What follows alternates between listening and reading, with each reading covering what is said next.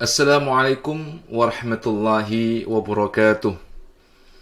Bismillahirrahmanirrahim. Alhamdulillahirabbil alamin. Amma ba'du. Sahabat-sahabat saya, teman-teman dimanapun berada, para pencinta linguistik Arab, para pencinta pengkaji Al-Quran, dan teman-teman semuanya umat Islam, alhamdulillah kita bisa bertemu kembali pada kajian Al-Furuq Ad-Dalaliyah fil Qur'anil Karim, pembahasan tentang perbedaan-perbedaan makna leksikal, makna mu'jami, makna siyaqi yang ada di dalam Al-Quran Al-Karim. Tema kita kali ini seperti biasa yang kita dengar, yaitu ada kata al-mata' yang sering kita dengar baik dari Al-Quran Al-Karim atau dari Al-Ahadits An-Nabawiyah Syarifah. Cuma biasanya kita dengar kata ini dikaji secara makna religiusitasnya. Akan tetapi kali ini kita tidak mengkajinya secara religiusitas, tetapi membahasnya secara maknawi, yakni makna semantik. Baiklah, kita lihat dulu seperti biasanya, kita kaji dulu makna leksikalnya. Teman-teman bisa lihat di slide itu. Kita berangkat dari kata al-athas dulu. Di dalam kitab Maqais miliknya Ibnu Faris disebutkan bahwa kata al-athas itu berasal dari diderivasi dari kata atha yang terkonstruk dari 3 huruf asal, yaitu hamzah, tha, dan tha, yang menyatakan makna kathura wa takatsafa, yaitu sesuatu yang bertambah, banyak, dan melebat. Kata ini juga bisa digunakan untuk mensifati tumbuh-tumbuhan yang ada di sekitar kita. Itu menurut Ibnu Faris. Menurut Imam Khalid bin Ahmad Al-Farahidi, beliau menyatakan bahwa kata al-asas adalah berkumpulnya antara beberapa barang dengan beberapa barang yang lain hingga menjadi banyak. Sebagai contoh, ungkapan orang Arab sya'run athithun, yaitu rambut yang banyak atau rambut yang tebal. Sedangkan menurut Syekh Al-Harawi mengkhususkan makna kata al-asas pada ma yulbas wa yuftarash, sesuatu yang dikenakan oleh kita, wa yuftarash, atau sesuatu yang bisa jadikan alas. Sedangkan menurut Al-Asfahani memaknai kata al-asas dengan mata'ul bait al-kathir, yaitu perabot rumah tangga yang secara kuantitas itu banyak.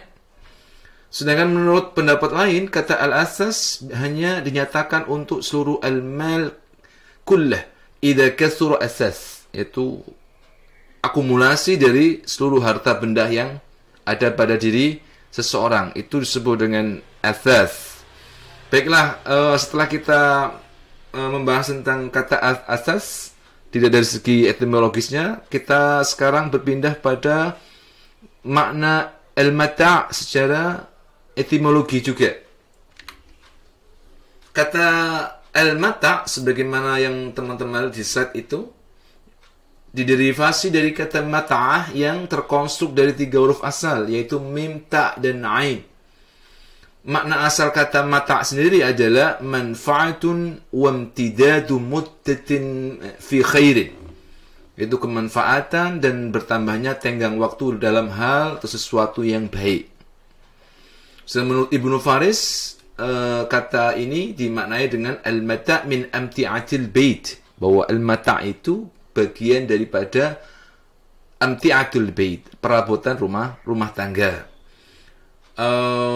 Yang berarti ma yastamti'u bihil insan fi hawaijihi, sesuatu yang dapat dimanfaatkan oleh seseorang untuk menjadi penopang dalam kehidupannya sehari-hari.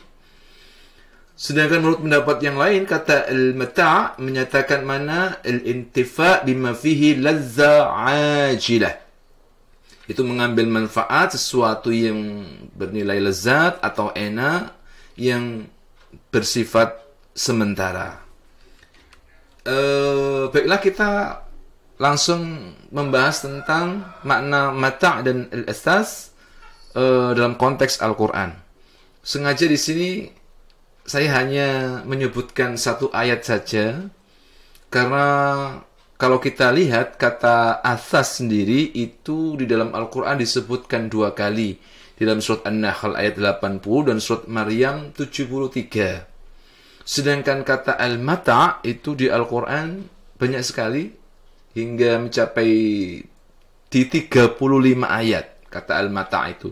Sehingga kalau kita mengkaji fitur-fitur semantik antara 2 kata ini, jika konteksnya tidak berimbang, maka kita akan kesulitan menemukan fitur-fitur semantik yang valid ya, yang valid, karena kita konteksnya harus seimbang sehingga nanti fiturnya pun akan muncul secara seimbang. Oleh sebab itu, saya hanya menyebutkan satu surat saja, yaitu kata asas dan mata di dalam surat An-Nahl ayat 80. Karena di ayat ini kata mata dan kata asas itu berkumpul menjadi satu. Baiklah, coba kita lihat di slide itu kata asasan wa mata'an ilahin. Kalau kita lihat secara lahiriah sepertinya maknanya mirip atau bersinonim. Coba kita lihat dulu sebelum menetapkan, kita lihat dulu bagaimana pendapat para ulama, komentar para ulama tentang kata asasan dan mata'an di dalam surat An-Nahl ayat 80 tadi. Baiklah, kita lihat dari pendapat Ibnu Abbas radhiyallahu an. Ketika beliau ditanya perihal kata asasan wari'a di dalam surat Maryam 73, beliau menjawab bahwa al-mata' al-asasu al-mata', yakni kata al-asas itu bersinonim dengan kata al-mata'. Demikian juga Ibnu Abbas ketika ditanya tentang makna al-asas di dalam surat An-Nahl ayat 80, beliau menjawab bahwa kata asasan yang ada dalam surat tersebut, ayat tersebut, itu bermakna malan, yaitu harta benda. Sedangkan kalau kita lihat pendapatnya Imam Mujahid, kata asas beliau memaknanya secara sinonim, yakni sama artinya. Demikian juga pendapat Imam Al-Farra, juga beliau menganggapnya kedua kata ini bersinonim. Demikian juga dalam kitabnya Ibnu Jarir At-Tabari, dalam kitab tafsirnya itu, beliau menganggap bahwa kedua kata ini bersinonim. Sehingga semakin kuat kita menyatakan bahwa kedua kata ini bersinonim. Akan tetapi pertanyaannya, apakah sinonimnya itu mutlak sehingga bisa didistribusikan, bisa digunakan di berbagai macam kalimat, di berbagai macam konteks? Maka kalau itu memang bisa, maka disebut sebagai sinonim mutlak. Tetapi kalau tidak bisa didistribusikan, digunakan secara bebas, maka dia tidak mutlak. Artinya ada fitur-fitur semantik yang bisa membedakan antara dua kata tersebut. Oke. Sebelum kita membahas tentang fitur-fitur pembedanya, kita lihat dulu fitur-fitur yang menyamakan dua kata itu, yaitu fitur-fitur sinonim antara kata mata' dan asas. Yang pertama, kedua kata tersebut sama-sama menyatakan perabotan rumah tangga. Yang kedua, kedua kata ini sama-sama dapat dimanfaatkan oleh manusia sebagai penopang kehidupannya sehari-hari. Yang ketiga, sama-sama memiliki sifat ilahin atau ajilah, bersifat kesementaraan atau sementara waktu. Nah, ini fitur-fitur yang menyamakan antara kedua kata tersebut. Adapun al-furuq ad-dalaliyahnya antara al-mata' dan al-asas itu kita bisa dilihat di slide.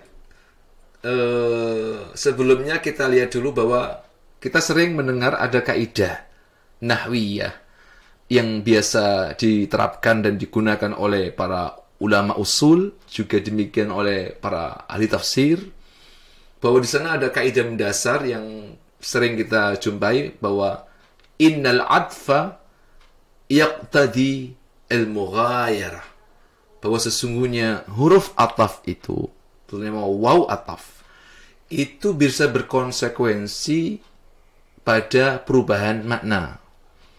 kalau dalam kajian semantik bisa kita istilahkan bahwa taghayyur syakli yaqtadi ila taghayyuril ma'na. Perubahan bentuk itu bisa berdampak pada perubahan makna. Baiklah, jika demikian, maka kalau kita mau benar-benar mencermati berdasar pada kaidah tersebut, maka kata asas dan kata mata yang ada dalam surah An-Nahl ayat 80 yang ditengarai oleh huruf athof yaitu huruf wawu, berarti di situ ada fitur-fitur pembedanya. Nah, untuk mengetahui fitur pembeda, maka teman-teman bisa lihat di slide berikutnya itu. Yang pertama, kata asas menyatakan makna maka surah min alatil baiti wa hawaijihi wa ghairi dhalika fayadkhulu fi jami' asnafil mali. Yang pertama, banyaknya perabot rumah tangga dan segala kebutuhan rumah tangga, maka dengan demikian semua harta benda itu tergolong ke dalam al-asas. Berbeda dengan al-mata', karena semua harta benda tergolong kalau al-mata' itu menyatakan makna ma yuntafa'u bihi fil bait khassa, yaitu sesuatu yang secara spesifik, secara khusus dapat dimanfaatkan di dalam rumah. Ini kalau kita lihat di dalam tafsir Al-Khazin itu demikian. Ini yang pertama yang membedakan. Yang kedua, kata asas menyatakan makna ma yaktasi bihi al-mar'u wa yasta'miluhu fil ghita'i wal witha'i. Jadi sesuatu yang dikenakan oleh seseorang untuk menutupi dirinya dan menutupi auratnya saat melakukan hubungan suami istri. Sedangkan kata mata itu menyatakan makna ma yuftarashu fil manazili wa yuzannu bihi. Yakni sesuatu yang digunakan sebagai alas di dalam rumah dan digunakan pula sebagai perhiasan. Ini kalau kita lihat di dalam kitab Tafsir Al-Kabir Minya Fakhruddin Ar-Razi. Yang ketiga, yang membedakan antara kedua kata ini, bahwa kata mata itu lebih menyatakan makna sesuatu yang bisa dimanfaatkan di dalam rumah. Artinya secara spesifik. Sedangkan kata asas itu lebih menyatakan kuantitas atau banyaknya sesuatu tersebut. Nah, ini al-furuq ad-dalaliyah yang bisa kita ketahui dari kedua kata tersebut. Tentunya ini hanya mengacu pada surat An-Nahl ayat 80 saja. Adapun kata al-mata' dan kata al-asas di dalam surat yang lain tidak kami masukkan ke dalam kajian kita ini. Insya Allah nanti kita akan membahasnya secara spesifik, terutama nanti tentang kata al-mata' itu sendiri yang ada di dalam Al-Quran yang bertempat di 35 tempat. Itu mungkin insya Allah nanti kita akan bahas secara sendiri. Yang penting perbandingan kata al-mata' dan al-asas ini sudah kita pahami, terutama yang ada di dalam surat An-Nahl ayat 80. Sekira sampai di sini saja pertemuan kita kali ini. Mudah-mudahan bermanfaat dan mudah-mudahan bisa dipahami oleh teman-teman. Dan semoga kita selalu bisa bersahabat dengan mufradat Al-Quran Al-Karim. Wallahu a'lam bishawab. Wassalamualaikum warahmatullahi wabarakatuh.